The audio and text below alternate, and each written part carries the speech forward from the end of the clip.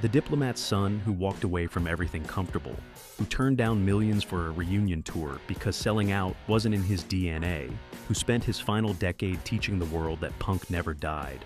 It just evolved. John Graham Mellor entered existence August 21st, 1952, in Ankara, Turkey, where his father, Ronald Ralph Mellor, served as a second secretary for the British Foreign Service, and his mother, Anna Mackenzie, Scottish, strong-willed, followed diplomatic postings across continents. By 9 years old, John and his older brother David were shipped off to City of London, Freeman's School in Surrey, a boarding institution where they'd see their parents maybe once annually. That abandonment carved something deep, a fury at authority, at systems that separated families, at establishments that valued careers over kids. 27 years later, when John Graham Mellor became Joe Strummer, that fury found its voice. He formed a pub rock band called the 101ers. They played London's pub circuit throughout 1974 to 1976, drawing modest crowds, earning beer money, going nowhere fast. Then came April 3rd, 1976, the night that changed everything. They opened the Sex Pistols at the Nashville Rooms in West Kensington. John Mellor watched Johnny Rotten snarl through a set that wasn't music so much as declaration of war. Rotten couldn't sing. The Pistols could barely play. None of that mattered. He became Joe Strummer, named for his busking days, for the rhythmic guitar strumming that defined his playing style. The Clash formed in summer 1976.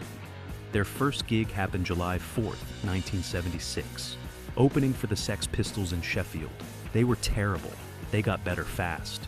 On April 8th, 1977, The Clash released their self-titled debut album in the UK. CBS Records refused to release it in America. American audiences had to wait 2 years for an edited version. Their second album arrived December 1978. Give 'Em Enough Rope featured cleaner production, courtesy of Blue Oyster Cult producer Sandy Pearlman. Purists accused them of selling out. The band ignored them. London Calling dropped December 1979. A double album sold at single album price. Critics immediately recognized it as something transcendent, punk expanding into reggae, ska, rockabilly. The title track became their defining anthem. Rolling Stone would later call it the best album of the 1980s. The cover, Simonon smashing his bass guitar, photographed by Penny Smith, became one of rock's most iconic images. Sandinista arrived December 1980, a sprawling triple album that confused fans and critics alike. Too ambitious, too experimental, too much everything. Strummer didn't care. Punk was never about playing it safe.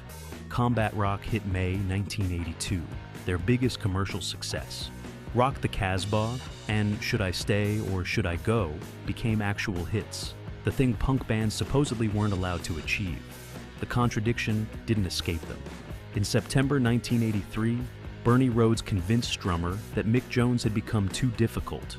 Strummer agreed to fire Jones, a decision that haunted him for years. He later called it the biggest mistake of his life. The Clash continued with new members.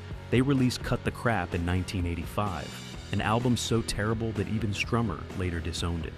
By 1986, The Clash officially disbanded, ending one of the most important bands in rock history, not with an explosion, but with a whimper of creative exhaustion and managerial manipulation.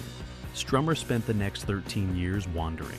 He scored films, Sid and Nancy, 1986, Walker, 1987, Permanent Record, 1988. He acted in Mystery Train, 1989, and I Hired a Contract Killer, 1990. He formed the Latino Rockabilly War, which went nowhere. He tried solo albums that nobody bought. He collaborated with Mick Jones's new band, Big Audio Dynamite. He appeared at benefits and protests, supporting causes from rock against racism, to environmental activism, to indigenous rights movements.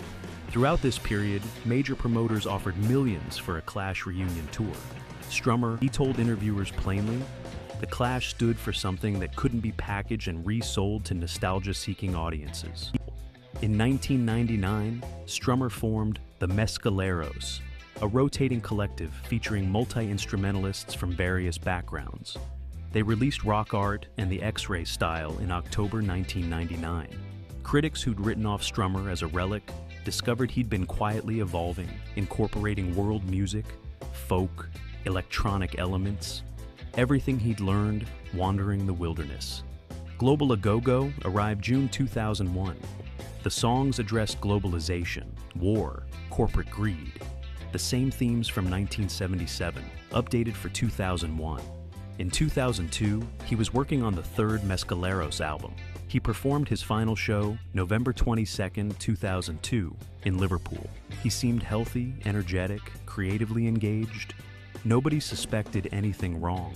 On Sunday morning, December 22, 2002, after walking his dogs near his Somerset farmhouse, after sitting down on his couch probably thinking about the third Mescaleros album he was working on, Joe Strummer's undiagnosed congenital heart defect, something he'd been born with, something that could have killed him at any moment in 50 years, finally stopped his heart. His wife Lucinda found him unresponsive. He was 50 years old.